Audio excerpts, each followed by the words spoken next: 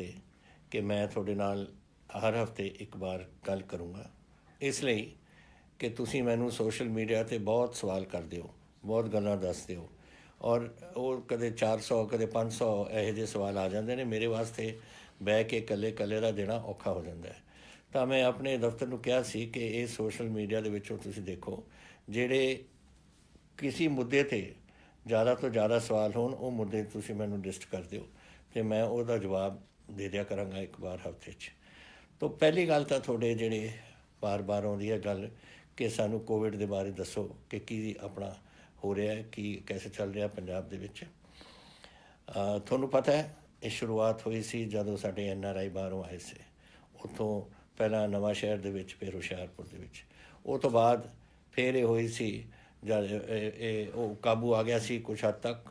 फिर साडे जेड़े आए से इत्थों नंदेड़ साहब तो उत्थों जदों कोई तकरीबन 4200 का बंदे उत्थों आए से, 3000 तो उपर आए से राजस्थान जेडे साढ़े बंदे गए से उत्थे सरों वड्ढण वास्ते, और कुछ आए से इधरले पासियों अपने कोटा तो जो उत्थे अपने कोर्स वगैरह कर रहे से, उत्थों आगे से कोई 17-18 बंदे जेडे एज पॉजिटिव निकले।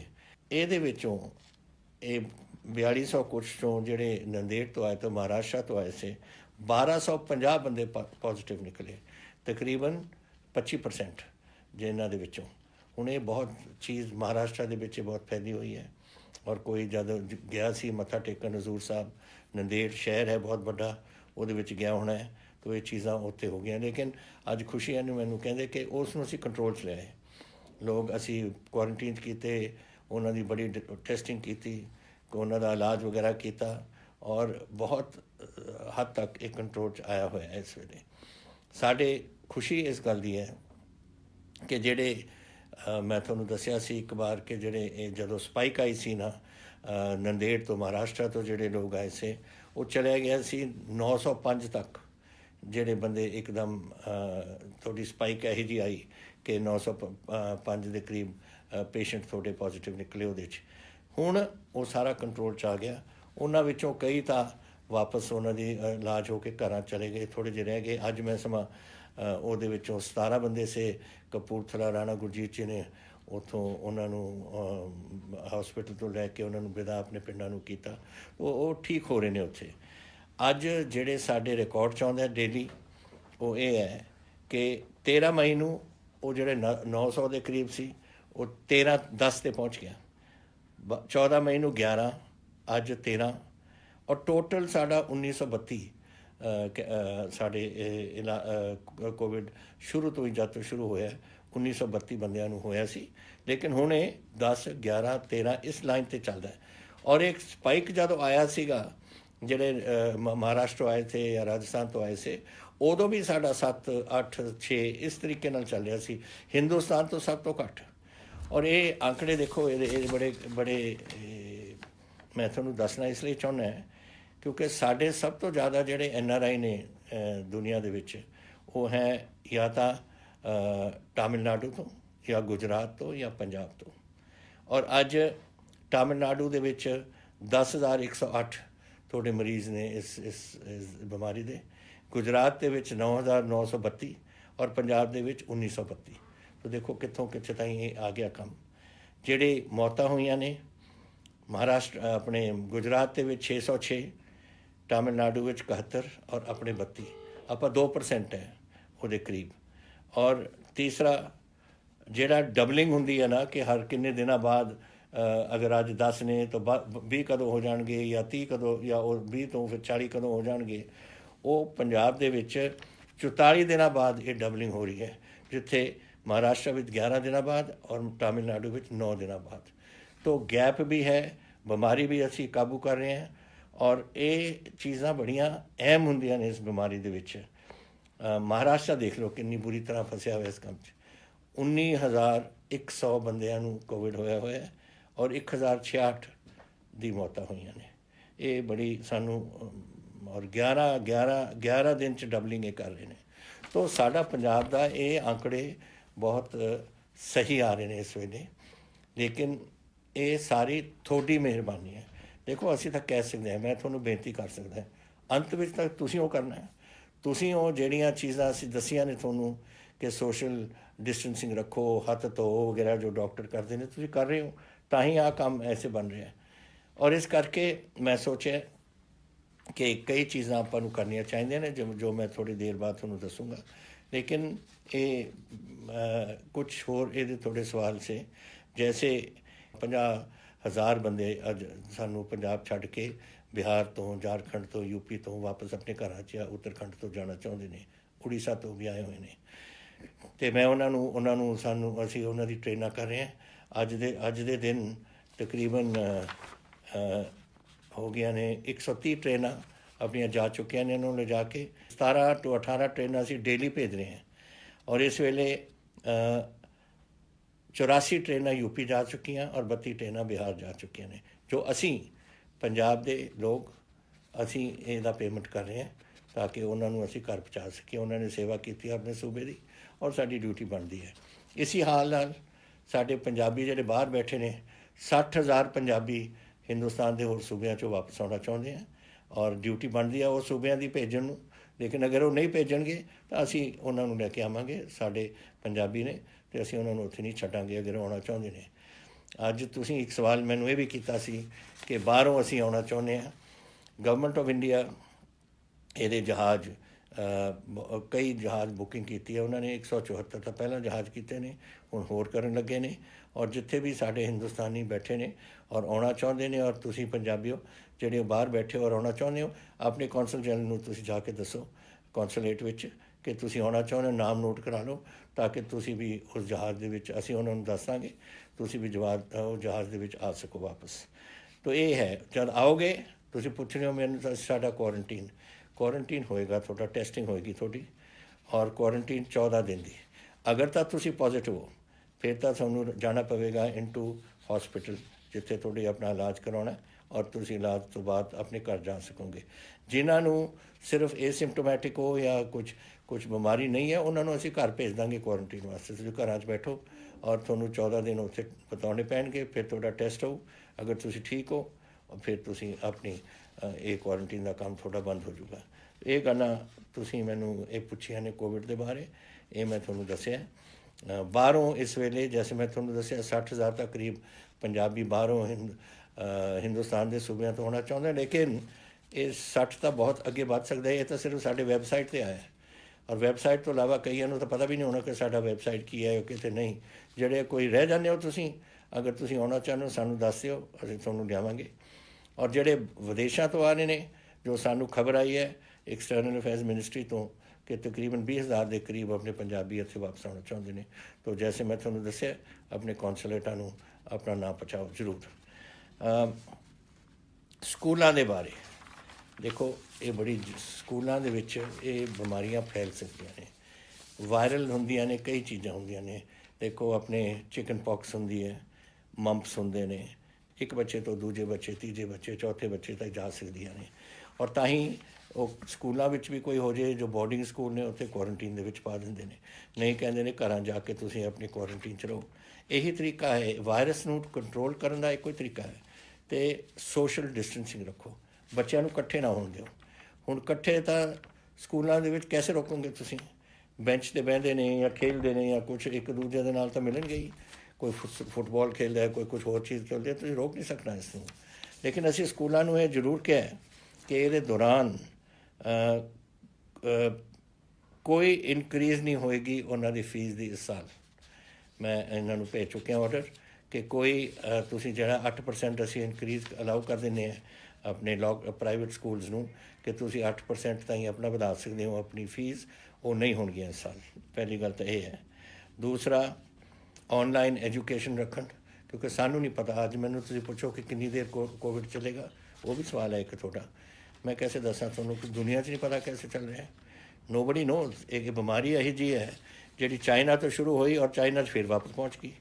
ਅਮਰੀਕਾ ਦਾ ਦੇਖੋ ਕੀ ਹਾਲ ਹੈ, ਲੱਖਾਂ ਦੇ ਕਰੀਬ ਉੱਥੇ ਲੋਕ ਬਿਮਾਰ ਹੋ ਗਏ ਔਰ ਪਤਾ ਨਹੀਂ 70-80 ਹਜ਼ਾਰ ਦੇ ਕਰੀਬ ਤਾਂ ਮਰ ਗਏ ਨੇ ਉੱਥੇ।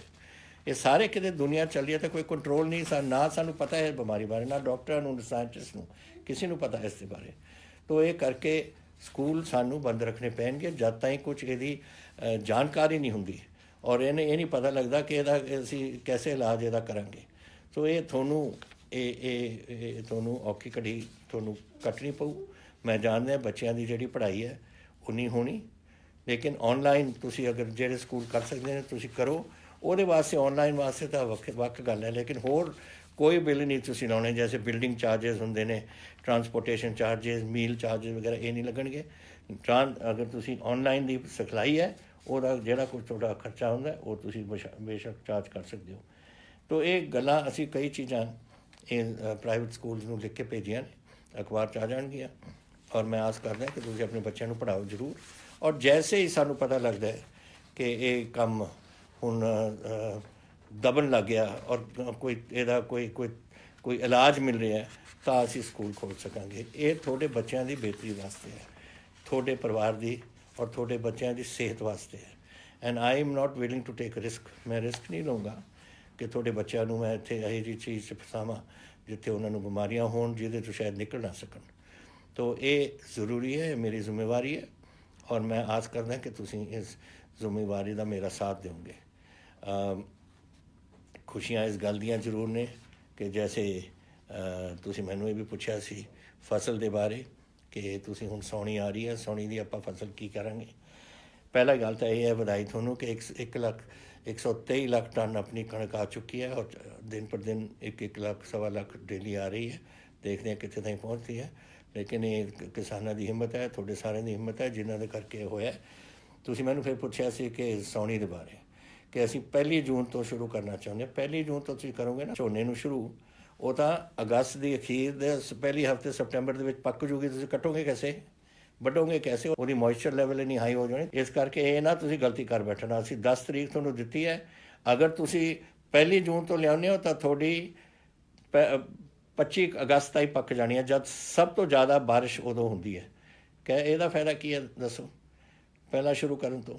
ਤਾਂ ਤੁਸੀਂ ਇਹ ਮੇਰੀ ਗੱਲ ਮੰਨੋ, 10 ਜੂਨ ਠੀਕ ਟਾਈਮ ਹੈ। ਉਹ ਫਿਰ ਸਪਟੈਂਬਰ ਵਿਚਾਲੇ ਜਾ ਕੇ ਇਹ ਪੱਕੂਗੀ, ਉਦੋਂ ਤੁਸੀਂ ਇਸ ਨੂੰ ਵਾਢੀ 'ਚ ਲੱਗ ਸਕਦੀ ਹੈ ਔਰ ਮੰਡੀ 'ਚ ਆ ਸਕਦੀ ਹੈ। ਤਾਂ ਇਹ ਗੱਲ ਮੈਂ ਤੁਹਾਨੂੰ ਇਹ ਦੱਸਣਾ ਚਾਹੁੰਦਾ ਸੀ। ਹੋਰ ਥੋੜ੍ਹੇ ਸਵਾਲ ਸੇ।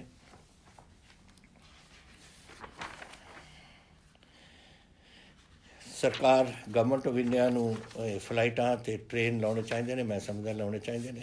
ਔਰ ਫਲਾਈਟਾਂ ਤਾਂ ਜੈਸੇ ਮੈਂ ਤੁਹਾਨੂੰ ਕਿਹਾ ਲੋਕਾਂ ਨੂੰ ਲੈ ਕੇ ਆ ਰਹੇ ਨੇ ਬਾਹਰੋਂ, ਔਰ ਟ੍ਰੇਨਾਂ ਤਾਂ ਹੁਣ ਚੱਲ ਹੀ ਰਹੀਆਂ ਨੇ। ਅਸੀਂ ਜਿਹੜੇ ਆਪਣੇ ਬੰਦੇ ਜਾ ਰਹੇ ਨੇ ਤਾਂ ਇਸ ਤੋਂ ਬਾਅਦ ਜਦੋਂ ਬੰਦਿਆਂ ਨੂੰ ਪਹੁੰਚਾ ਦੇਣ ਆਪਣੇ ਆਪਣੇ ਸੂਬਿਆਂ ਦੇ ਵਿੱਚ, ਉਸ ਤੋਂ ਬਾਅਦ ਇਹਨਾਂ ਨੂੰ ਚਾਲੂ ਕਰਨਾ ਚਾਹੀਦਾ। ਮੈਂ ਇਹਦੇ ਸਹਿਮਤ ਹਾਂ। ਤੁਸੀਂ ਇਹ ਵੀ ਕਿਹਾ ਕਿ ਮੈਂ ਇੱਕ ਛੋਟਾ ਇਹ ਸੰਗਰੂਰ ਤੋਂ ਆਇਆ ਕਿ ਮੈਂ ਇੱਕ ਛੋਟਾ ਬਿਜ਼ਨਸਮੈਨ ਹੈ ਲੁਧਿਆਣੇ ਤੋਂ, ਅਤੇ ਮੈਂ ਪਿਛਲੇ 2 ਮਹੀਨਿਆਂ 'ਚ ਮੇਰੀ ਕੋਈ ਕਮਾਈ ਨਹੀਂ ਹੋਈ। ਮੈਂ ਆਪਣਾ ਬਿਜ਼ਨਸ ਕੈਸੇ ਖੋਲ੍ਹ ਸਕਦਾ। ਦੁਕਾਨ ਹੋਣੀ ਹੈ, ਉਹਦੀ ਕੁਛ ਛੋਟਾ ਜਿਹਾ ਕੰਮ ਹੋਣਾ। ਅਸੀਂ ਇਹਦਾ ਅਗਲੇ 2 ਦਿਨਾਂ ਦੇ ਵਿੱਚ ਤੁਹਾਨੂੰ ਪੂਰਾ ਇਹਦਾ ਕੱਢ ਕੇ ਦੇਵਾਂਗੇ। ਅਸੀਂ ਵੱਧ ਤੋਂ ਵੱਧ ਤੁਹਾਡੇ ਛੋਟੇ ਬਿਜ਼ਨਸਿਸ ਜਿਹੜੀਆਂ ਨੇ, ਤੁਹਾਡੇ ਦੁਕਾਨਾਂ ਨੇ, ਉਹ 18 ਤਰੀਕ ਨੂੰ ਤੁਹਾਨੂੰ ਪਤਾ ਹੈ ਸਾਡਾ ਲੋਕਡਾਊਨ ਇਹ ਪਹਿਲਾ ਨੰਬਰ 3 ਲੋਕਡਾਊਨ ਖਤਮ ਹੋ ਰਿਹਾ ਔਰ ਉਸ ਤੋਂ ਬਾਅਦ ਆਪਾਂ ਨੇ ਫੈਸਲਾ ਕਰਨਾ ਚੌਥੇ ਲੋਕਡਾਊਨ ਦਾ। ਲੇਕਿਨ 18 ਤਰੀਕ ਨੂੰ ਮੈਂ ਤੁਹਾਡੀਆਂ ਵੱਧ ਤੋਂ ਵੱਧ ਦੁਕਾਨਾਂ ਔਰ ਬਿਜ਼ਨਸਿਸ ਤੁਹਾਡਾ ਖੋਲ੍ਹਾਂਗਾ ਜਿੱਥੇ ਕੰਟੇਨਮੈਂਟ ਏਰੀਆਜ਼। ਹੁਣ ਮੈਨੂੰ ਇਹ ਰੈੱਡ, ਔਰੇਂਜ ਅਤੇ ਹਰਾ, ਇਹ ਜਿਹੜਾ ਲਾਲ, ਕੇਸਰੀ ਅਤੇ ਹਰਾ ਜਿਹੜੇ ਰੰਗ ਰੱਖੇ ਨੇ, ਮੈਂ ਇਹਦੇ ਨਾਲ ਕੋਈ ਸਹਿਮਤ ਨਹੀਂ। ਮੈਂ ਪ੍ਰਾਈਮ ਮਿਨਿਸਟਰ ਸਾਹਿਬ ਨੂੰ ਵੀ ਕਿਹਾ ਸੀ ਉਸ ਦਿਨ ਬੋਲਦੇ ਹੋਏ ਕਿ ਇਹ ਗੱਲਾਂ ਮੈਨੂੰ ਨਹੀਂ ਪਤਾ। ਇਹ ਸਾਨੂੰ ਪਤਾ ਹੈ ਪੰਜਾਬ ਦੇ ਵਿੱਚ ਕੀ ਹਾਲਾਤ ਨੇ, ਚੀਫ ਮਿਨਿਸਟਰ ਹੋਰ ਸੂਬਿਆਂ ਨੂੰ ਪਤਾ ਹੈ। ਸਾਨੂੰ ਸਾਡੇ 'ਤੇ ਛੱਡੋ ਕਿ ਅਸੀਂ ਕੀ ਕਰਾਂਗੇ। ਅਤੇ ਅਸੀਂ ਹੁਣ ਰੱਖਾਂਗੇ ਕਨਫਾਈਨਮੈਂਟ ਜ਼ੋਨ ਜਾਂ non confinement zone. Confinement zone ਦੇ ਜਿੱਥੇ ਬਿਮਾਰੀ ਆ ਉੱਥੇ ਮੁਹੱਲੇ ਨੂੰ ਸੀਲ ਆਫ ਕਰਕੇ ਬਾਕੀ ਸ਼ਹਿਰ ਮੇਰੇ ਖੋਲ੍ਹਣ ਦਾ ਪੂਰਾ ਇਰਾਦਾ ਹੈ ਔਰ 18 ਤਰੀਕ ਨੂੰ ਅਸੀਂ ਇਹ ਕਰਾਂਗੇ ਤਾਂ ਕਿ ਤੁਸੀਂ ਆਪਣੇ ਬਿਜ਼ਨਸਿਸ ਉੱਥੇ ਚਲਾ ਸਕੋ। ਮੈਨੂੰ ਅਫਸੋਸ ਹੈ ਕਿ ਤੁਹਾਡਾ ਨੁਕਸਾਨ ਹੋਇਆ, ਲੇਕਿਨ ਕਰੀਏ ਕੀ, ਇਹ ਤਾਂ ਸਾਡੇ ਸਾਰਿਆਂ ਦੇ ਹੱਥ ਤੋਂ ਬਾਹਰ ਸੀ ਗੱਲ। ਔਰ ਅਸੀਂ ਪਹਿਲਾਂ ਮੇਰੇ ਵਾਸਤੇ ਪੰਜਾਬੀਆਂ ਦੀ ਜਾਨ ਦਾ ਖਤਰਾ ਸੀ, ਉਹ ਦੂਰ ਕਰਨਾ ਸੀ। ਤੁਹਾਡੀ ਜਾਨਾਂ ਬਚਾਉਣੀਆਂ ਸੀ, ਤੁਹਾਡੇ ਇਹ ਪਰਿਵਾਰਾਂ ਨੂੰ ਇਸ ਬਿਮਾਰੀ ਤੋਂ ਦੂਰ ਰੱਖਣਾ ਸੀ। ਇਹ ਮੇਰਾ ਪਹਿਲਾ ਸੀ। ਉਸ ਤੋਂ ਬਾਅਦ ਸੀ ਬਿਜ਼ਨਸ, ਇੰਡਸਟਰੀ ਵਗੈਰਾ। ਲੇਕਿਨ ਹੁਣ ਸਮੇਂ ਆ ਗਿਆ ਕਿਉਂਕਿ ਮੈਨੂੰ ਪਤਾ ਹੈ ਕਈ ਲੋਕ ਤਾਂ ਜੋ ਦੁਕਾਨਾਂ ਤੋਂ ਕਮਾਉਂਦੇ ਨੇ ਉਹੀ ਖਾਂਦੇ ਨੇ, ਅਤੇ ਇਸ ਤਰੀਕੇ ਨਾਲ 2 ਹਫ਼ਤੇ 2 ਮਹੀਨੇ ਤਾਂ ਬਹੁਤ ਲੰਬਾ ਹੋ ਜਾਂਦਾ ਅਰਸਾ। ਤਾਂ ਇਸ ਕਰਕੇ ਇਹਦਾ ਅਸੀਂ 18 ਤਰੀਕ ਨੂੰ ਐਲਾਨ ਕਰਾਂਗੇ। ਤਾਂ ਕਿ ਤੁਸੀਂ ਆਪਣੇ ਵਿੱਚ ਉੱਥੇ ਕੰਮ ਚਲਾ ਸਕੋ। ਲੌਂਗ ਟਰਮ ਇਫੈਕਟ ਤੁਸੀਂ ਪੁੱਛਿਆ, ਇਹ ਜਲੰਧਰ ਤੋਂ ਆਇਆ ਰਿਸ਼ੀ ਮਲਹੋਤਰਾ ਜੀ ਦਾ ਸਵਾਲ ਕਿ ਲੌਂਗ ਟਰਮ ਇਫੈਕਟ ਕੋਵਿਡ ਦਾ ਸਾਡੇ 'ਤੇ ਕੀ ਹੈ। ਮੈਂ ਦੇਖੋ, ਇਹ ਇੱਕ ਬਿਮਾਰੀ ਹੈ, ਹਰ ਬਿਮਾਰੀ ਤੋਂ ਜਿਹੜਾ ਲੰਘ ਜਾਂਦਾ ਹੈ ਉਹ ਫਿਰ ਠੀਕ ਹੋ ਜਾਂਦਾ ਹੈ ਤਾਂ ਸਿਹਤ ਠੀਕ ਹੋ ਜਾਂਦੀ ਹੈ। ਔਰ ਵਾਹਿਗੁਰੂ ਕਰੇ ਇਹ ਬਿਮਾਰੀ ਕੋਈ ਲੌਂਗ ਟਰਮ ਕੋਈ ਅਸਰ ਨਾ ਪਵੇ ਕਿਸੇ 'ਤੇ, ਤੁਸੀਂ ਠੀਕ ਹੋ ਜਾਓਗੇ। ਜੋ ਪਤਾ ਲੱਗ ਰਿਹਾ, ਜੋ ਇੱਥੇ ਦੇ ਪੰਜਾਬ ਦੇ ਵਿੱਚ ਵੀ ਅੱਜ ਵੀ ਮੈਂ ਗੱਲ ਕਰ ਰਿਹਾ ਸੀ, ਕਪੂਰਥਲੇ 'ਚ 17 ਬੰਦੇ ਜਿਹੜੇ ਕੋਵਿਡ ਤੋਂ ਹੁਣ ਠੀਕ ਹੋਏ ਨੇ। ਉਹ ਕਹਿੰਦੇ ਸੀ ਅਸੀਂ ਚੜ੍ਹਦੀ ਕਲਾ 'ਚ ਹੈ, ਅਸੀਂ ਬੜੇ ਤਕੜੇ ਹਾਂ, ਸਭ ਕੁਝ ਠੀਕ ਹੈ। ਔਰ ਮੇਰਾ ਖਿਆਲ ਇੱਕ ਵਾਰ ਤੁਸੀਂ ਤੁਹਾਡੀ ਸਿਹਤ ਠੀਕ ਹੋ ਜਾਏ ਇਹ ਬਿਮਾਰੀ ਤੋਂ ਬਾਅਦ, ਬਿਲਕੁਲ ਤੁਸੀਂ ਠੀਕ ਰਹੋਗੇ, ਤਾਂ ਤੁਹਾਨੂੰ ਫਿਕਰ ਕਰਨ ਦੀ ਲੋੜ ਨਹੀਂ। ਔਰ ਤੁਸੀਂ ਬਸ ਤਗੜੇ ਤਰੀਕੇ ਨਾਲ ਫਿਰ ਜਿਹੜਾ ਕੰਮ ਚੱਲਿਆ ਹੋਇਆ ਉਸ 'ਤੇ ਲੱਗੋ।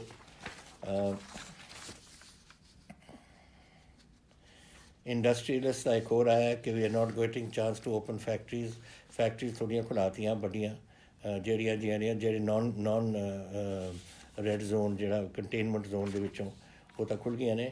ਬਾਕੀ ਮੈਂ ਤੁਹਾਨੂੰ 18 ਨੂੰ ਜਿਹੜੇ ਛੋਟੇ ਬਿਜ਼ਨਸ ਕਿਤੇ ਜਿਹੜੇ ਲੋਕ ਕਹਿੰਦੇ ਨੇ ਕਿ ਉਹ ਔਰੇਂਜ ਜ਼ੋਨ ਜਾਂ ਰੈੱਡ ਜ਼ੋਨ ਹੈ, ਜਿਹੜੀ ਮੈਂ ਚੱਕ ਦਿੱਤੀ ਹੈ।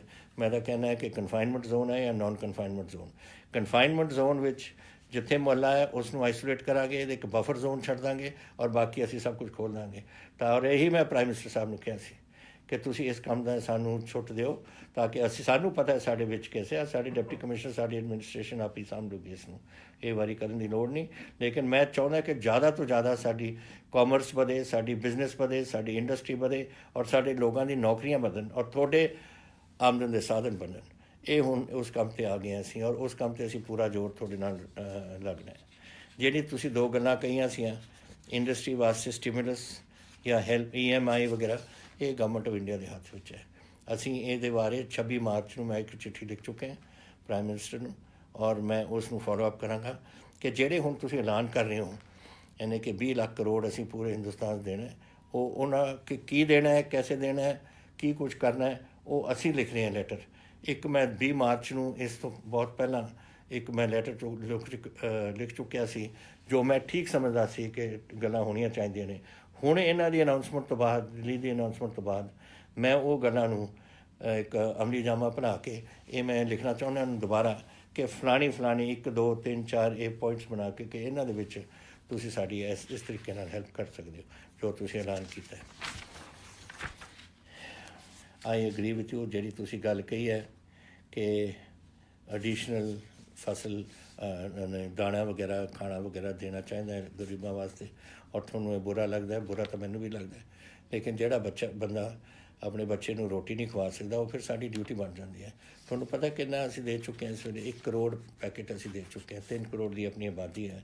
ਲੇਕਿਨ ਹਾਲੇ ਵੀ ਲੋਕਾਂ ਨੂੰ ਪੂਰੀ ਰੋਟੀ ਨਹੀਂ ਮਿਲ ਰਹੀ ਕਿਉਂਕਿ ਇਹ ਜਿਹੜੇ ਮਾਈਗਰੈਂਟ ਲੇਬਰ ਹੈ ਜਾਂ ਆਪਣੀ ਲੇਬਰ ਹੈ ਜਾਂ BPL ਸਾਡੀ ਫੈਮਿਲੀਜ਼ ਨੇ। ਹੁਣ ਮਾਈਗਰੈਂਟ ਲੇਬਰ ਤਾਂ 13 ਲੱਖ ਬੈਠੀ ਹੈ, ਉਹ ਜਦੋਂ ਉਹਨਾਂ ਨੂੰ ਕੋਈ ਨੌਕਰੀ ਨਾ ਮਿਲੇ ਤਾਂ ਫਿਰ ਉਹ ਵਿਚਾਰੇ ਰੋਟੀ ਖਾਣਗੇ ਕਿੱਥੋਂ, ਤਾਂ ਦਿਹਾੜੀਦਾਰ ਨੇ ਸਾਰੇ।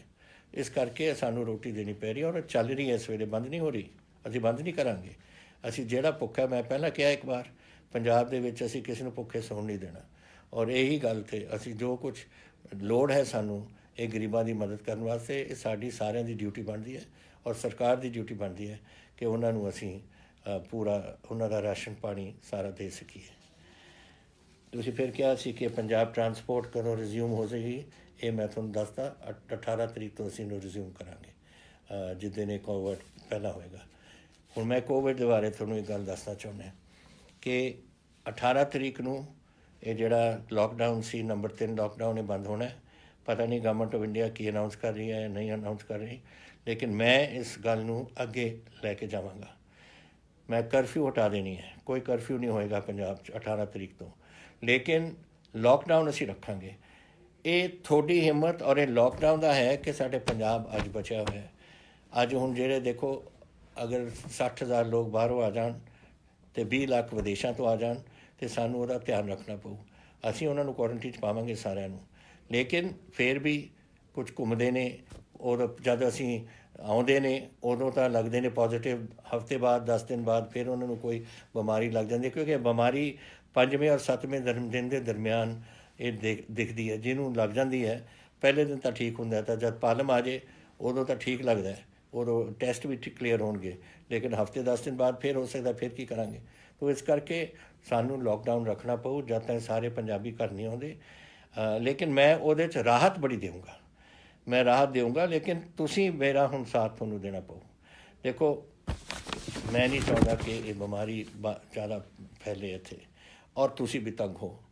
ਤੰਗੀ ਇਹ ਜਿਹੜੀ ਲੋਕਡਾਊਨ ਦੀ ਹੁੰਦੀ ਹੈ, ਇਹ ਲੋਕਾਂ ਨੂੰ ਤੰਗ ਕਰਨ ਦੀ ਉਹ ਗੱਲ ਹੈ, ਲੇਕਿਨ ਇਹ ਤੁਹਾਡੀ ਸਿਹਤ ਵਾਸਤੇ ਹੈ।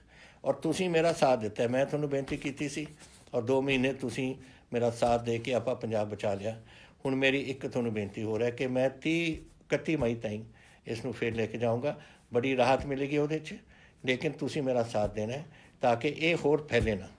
ਇਹ ਜਿਹੜੇ ਲੋਕ ਆਉਣਗੇ 60,000 ਇੱਕ ਔਰ 20,000 ਹੋਰ 80,000 ਹੋਰ ਲੋਕ ਪੰਜਾਬ ਦੇ ਵਿੱਚ ਆਉਣਗੇ, ਅਗਰ ਇਹ ਲਿਆਉਣਗੇ ਇਸ ਨੇ ਥੋੜ੍ਹਾ ਕੰਟਰੋਲ ਆਪਾਂ ਨੂੰ ਰੱਖਣਾ ਪਊ। ਔਰ ਵਾਹਿਗੁਰੂ ਕਰੇ 31 ਮਾਰਚ ਤਾਈਂ ਆਪਾਂ ਨੂੰ ਫਿਰ ਅੱਗੇ ਜਾਣ ਦੀ ਲੋੜ ਨਾ ਪਵੇ, ਅਗਰ ਆਪਾਂ ਕੰਟਰੋਲ ਕਰ ਸਕੀਏ। ਔਰ ਕੰਟਰੋਲ ਕਰਨਾ ਔਰ ਇਹਦਾ ਸੰਭਾਲ ਕਰਨੀ ਇਹ ਤੁਹਾਡੇ ਹੱਥ ਦੇ ਵਿੱਚ ਹੈ। ਤਾਂ ਮੈਂ ਆਸ ਕਰਦਾ ਕਿ ਤੁਸੀਂ ਮੇਰੀ ਗੱਲ ਫੇਰ ਮੰਨੋਗੇ ਇੱਕ ਵਾਰ, ਔਰ ਆਪਾਂ ਆਪਣੇ ਪੰਜਾਬ ਨੂੰ ਇਸ ਬਿਮਾਰੀ ਤੋਂ ਕੱਢੀਏ ਔਰ ਆਪਾਂ ਉਸ ਨੂੰ ਬਚਾਈਏ। ਇੱਕ ਸਵਾਲ ਤੁਸੀਂ ਕੀਤਾ ਸੀ ਕਿ ਗਵਰਨਮੈਂਟ ਦੇ ਵਿੱਚ ਤੁਸੀਂ ਰਿਕਰੂਟਮੈਂਟ ਕਰੋਗੇ ਜਾਂ ਨਹੀਂ। ਇਹ ਤੁਹਾਨੂੰ ਪਤਾ ਹੈ ਕਿ ਅਸੀਂ ਆਪਣੇ ਪਿਛਲੇ ਬਜਟ ਸੈਸ਼ਨ ਦੇ ਦੌਰਾਨ ਐਲਾਨ ਕੀਤਾ ਸੀ ਕਿ ਅਸੀਂ 1 ਲੱਖ ਨੌਕਰੀਆਂ ਇਹਦੇ ਵਿੱਚ ਇਸ ਸਾਲ ਦੇ ਵਿੱਚ ਕਰਾਂਗੇ। ਫਿਰ ਕੋਵਿਡ ਹੋ ਗਿਆ ਸ਼ੁਰੂ, ਲੇਕਿਨ ਇਹਦਾ ਮਤਲਬ ਇਹ ਨਹੀਂ ਕਿ ਅਸੀਂ ਨਹੀਂ ਕਰਾਂਗੇ, ਇਹ ਬਿਲਕੁਲ ਕਰਾਂਗੇ। ਇਹਦੇ ਵਾਸਤੇ ਅਸੀਂ ਹੁਣ ਬਣਾ ਰਹੇ ਹਾਂ ਕਿ ਕਿਸ ਤਰੀਕੇ ਨਾਲ ਅਸੀਂ ਇਹ ਰਿਕਰੂਟਮੈਂਟ ਡਰਾਈਵ ਕਰਨੀਆਂ ਨੇ, ਔਰ ਕੁਛ ਦਿਨਾਂ ਵਿੱਚ ਤੁਹਾਡੇ ਸਾਹਮਣੇ ਇਹ ਗੱਲ ਅਸੀਂ ਰੱਖਾਂਗੇ ਤਾਂ ਕਿ ਜਿਨ੍ਹਾਂ ਨੇ ਅਪਲਾਈ ਕਰਨਾ ਹੈ ਉਸ ਵਾਸਤੇ ਕਰੋ, ਔਰ ਅਸੀਂ ਇੰਟਰਵਿਊਜ਼ ਵਗੈਰਾ ਦਾ ਪ੍ਰਬੰਧ ਕਰ ਰਹੇ ਹਾਂ। ਇੱਕ ਤਾਂ ਇਹ ਹੈ। ਇੱਕ ਮੁਕੁਲ ਚੋਪੜਾ ਜੀ ਨੇ ਪੁੱਛਿਆ ਮੈਨੂੰ ਕਿ GNDU ਦਾ ਐਗਜ਼ਾਮੀਨੇਸ਼ਨ ਕਦੋਂ ਰੱਖਿਆ ਜਾਵੇਗਾ। ਇਹ ਮਸਲਾ ਤਾਂ ਹੈ ਤਾਂ ਇਹ ਵਾਈਸ ਚਾਂਸਲਰ ਦਾ ਔਰ ਉਹਨਾਂ ਦੇ ਆਪਣੇ ਫੈਸਲਿਆਂ ਦਾ, ਲੇਕਿਨ ਜੋ ਮੈਨੂੰ ਪਤਾ ਲੱਗਿਆ ਕਿ UGC ਨੇ ਬੋਰਡ ਐਗਜ਼ਾਮਸ ਅਰਲੀ ਆਪਣੇ ਯੂਨੀਵਰਸਿਟੀ ਦੇ ਐਗਜ਼ਾਮਸ ਅਰਲੀ ਜੁਲਾਈ ਦੇ ਵਿੱਚ ਉਹ ਰੱਖਣਾ ਚਾਹੁੰਦੇ ਨੇ, ਔਰ ਬੋਰਡ ਐਗਜ਼ਾਮ CBSE ਦੇ ਵੀ ਜੁਲਾਈ ਦੇ ਵਾਸਤੇ ਸ਼ਡਿਊਲ ਹੋਏ ਨੇ, ਲੇਕਿਨ ਇਹ ਅਨਾਊਂਸਮੈਂਟ ਤਾਂ ਫਿਰ ਵਾਈਸ ਚਾਂਸਲਰ ਸਾਹਿਬ ਕਰਨਗੇ ਕਿਸ ਤਰੀਕੇ ਨਾਲ UGC ਨਾਲ ਗੱਲ ਕਰਕੇ ਕਿਸ ਤਰੀਕੇ ਨਾਲ ਕਰਨਾ ਚਾਹੁੰਦੇ ਨੇ। ਤੀਸਰਾ ਜਿਹੜਾ ਮੈਂ ਇੱਕ ਹੋਰ ਸਵਾਲ ਤੁਹਾਡੇ ਨਾਲ ਕਰਨਾ ਚਾਹੁੰਦਾ, ਜਿਹੜਾ ਮੈਂ ਸਮਝਦਾ ਕਿ ਤੁਸੀਂ ਇਹ ਬੜੀ ਸੋਚ ਕੇ ਤੁਸੀਂ ਮੈਨੂੰ ਪੁੱਛਿਆ ਕਿ ਓਪੋਜੀਸ਼ਨ ਪਾਰਟੀਜ਼ ਤੁਹਾਡੇ 'ਤੇ ਇਲਜ਼ਾਮ ਵਗੈਰਾ ਲਾਉਂਦੀਆਂ ਨੇ, ਤੁਸੀਂ ਕੀ ਸਮਝਦੇ ਹੋ ਉਸ ਦੇ ਬਾਰੇ। ਦੇਖੋ ਗੱਲ ਇਹ ਲੜਾਈ ਹੈ ਸਾਡੇ ਭਵਿੱਖ ਦੀ, ਆਪਣੇ ਬੱਚਿਆਂ ਦੇ ਭਵਿੱਖ ਦੀ, ਤੁਹਾਡੇ ਪਰਿਵਾਰਾਂ ਦੇ ਭਵਿੱਖ ਦੀ, ਪੰਜਾਬ ਦੇ ਹਿੰਦੁਸਤਾਨ ਦੇ ਭਵਿੱਖ ਦੀ। ਔਰ ਮੈਂ ਸਾਰੇ ਓਪੋਜੀਸ਼ਨ ਪਾਰਟੀਆਂ ਨੂੰ ਸੱਦਿਆ ਸੀ ਔਰ ਮੈਂ ਉਹਨਾਂ ਨੂੰ ਬੁਲਾਇਆ ਕਿ ਸਾਰਿਆਂ ਨੇ ਮੈਨੂੰ ਭਰੋਸਾ ਦਿੱਤਾ ਸੀ, ਹਰ ਪਾਰਟੀ ਨੇ, ਕਿ ਅਸੀਂ ਤੁਹਾਡਾ ਇਸ ਕੋਵਿਡ ਦੇ ਬਿਮਾਰੀ ਦੇ ਸਮੇਂ ਤੁਹਾਡਾ ਪੂਰੀ ਸਪੋਰਟ ਕਰਾਂਗੇ। ਅਗਰ ਹੁਣ ਉਹ ਭੁੱਲ ਗਏ ਨੇ ਆਪਣਾ ਜਿਹੜਾ ਵਾਅਦਾ ਮੇਰੇ ਨਾਲ ਕੀਤਾ ਸੀ ਔਰ ਹੁਣ ਸਿਆਸਤ ਨੂੰ ਅੱਗੇ ਲਿਆਏ ਨੇ, ਫਿਰ ਮੈਂ ਕੀ ਕਹਿ ਸਕਦਾ ਇਹਦੇ ਬਾਰੇ। ਵੈਸੇ ਉਹਨਾਂ ਨੂੰ ਸੋਚਣਾ ਚਾਹੀਦਾ ਹੈ ਕਿ ਇਹ ਪੰਜਾਬ ਦੇ ਔਰ ਪੰਜਾਬ ਦੇ ਲੋਕਾਂ ਦਾ ਭਵਿੱਖ ਹੈ, ਔਰ ਜਦੋਂ ਤਾਈਂ ਇਹ ਲੜਾਈ ਮੁੱਕਦੀ ਨਹੀਂ ਔਰ ਆਪਾਂ ਇਹਦੇ 'ਚ ਫਤਿਹ ਨਹੀਂ ਆਪਾਂ ਇੱਥੇ ਹੋਵਾਂਗੇ ਤਾਂ ਇਹ ਗੱਲ ਪੰਜਾਬ ਦੇ ਵਿੱਚ ਫੈਲਦੀ ਰਹੂ।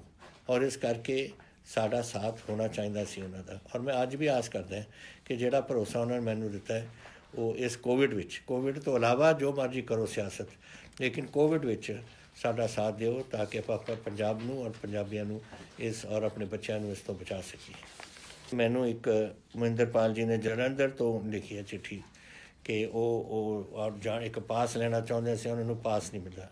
ਇਹ ਮੈਨੂੰ ਹੈਰਾਨੀ ਲੱਗਦੀ ਹੈ ਇਸ ਗੱਲ ਦੀ, ਕਿਉਂਕਿ ਡਿਪਟੀ ਕਮਿਸ਼ਨਰ ਔਰ SSPs ਨੂੰ ਦੱਸਿਆ ਗਿਆ ਕਿ ਜੋ ਆਪਣੇ ਪਾਸ ਲੈ ਕੇ ਕੁਛ ਖਾਸ ਜ਼ਰੂਰੀ ਕੰਮ ਕਰਨਾ ਚਾਹੁੰਦੇ ਉਹਨਾਂ ਨੂੰ ਦਿੱਤਾ ਜਾਵੇ। ਅਤੇ ਮੈਂ DC ਜਲੰਧਰ ਨੂੰ ਅੱਜ ਇਨਫੋਰਮ ਕਰ ਰਿਹਾ ਮਹਿੰਦਰਪਾਲ ਜੀ ਕਿ ਤੁਹਾਨੂੰ ਇਹ ਪ੍ਰੋਬਲਮ ਨਾ ਹੋਵੇ ਔਰ ਇਹ ਤੁਹਾਨੂੰ ਪਾਸ ਇੱਕਦਮ ਦਿੱਤਾ ਜਾਵੇ ਤਾਂ ਕਿ ਤੁਸੀਂ ਆਪਣੇ ਫੈਮਿਲੀ ਨੂੰ ਜਲੰਧਰ ਤੋਂ ਬਠਿੰਡੇ ਪਹੁੰਚਾ ਸਕੋ।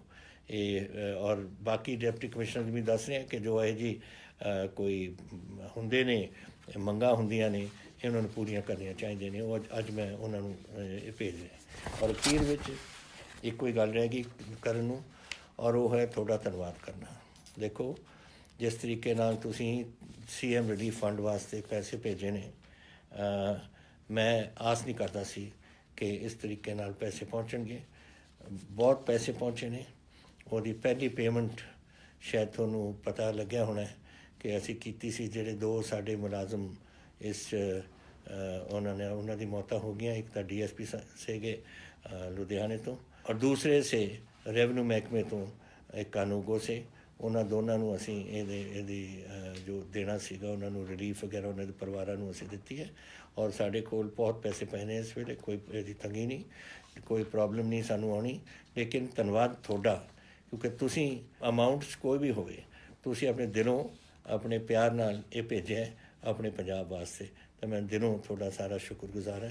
ਅਤੇ ਮੇਰੇ ਵੀਰੋ ਭੈਣੋ, ਕੋਈ ਇਹੋ ਜਿਹੇ ਸਵਾਲ ਹੋਣ, ਕੋਈ ਗੱਲਾਂ ਹੋਣ ਜੋ ਤੁਹਾਡੇ ਮਨ 'ਚ ਨੇ, ਜੋ ਤੁਸੀਂ ਮੈਨੂੰ ਪੁੱਛਣਾ ਚਾਹੁੰਦੇ ਹੋ, ਮੈਂ ਤੁਹਾਨੂੰ ਦੱਸਿਆ ਹਰ ਹਫ਼ਤੇ ਮੈਂ ਇੱਕ ਦਿਨ ਇਹ ਤੁਹਾਡੇ ਨਾਲ ਇਹ ਗੱਲ ਕਰਿਆ ਕਰਾਂਗਾ। ਜ਼ਰੂਰ ਮੈਨੂੰ ਲਿਖ ਕੇ ਭੇਜੋ, ਔਰ ਮੈਂ ਕੋਸ਼ਿਸ਼ ਕਰੂੰਗਾ ਕਿ ਸਾਰੀਆਂ ਗੱਲਾਂ ਦਾ ਤੁਹਾਨੂੰ ਜਵਾਬ ਦੇਵਾਂ। ਬਹੁਤ ਧੰਨਵਾਦ ਤੁਹਾਡਾ ਸਾਰਿਆਂ ਦਾ।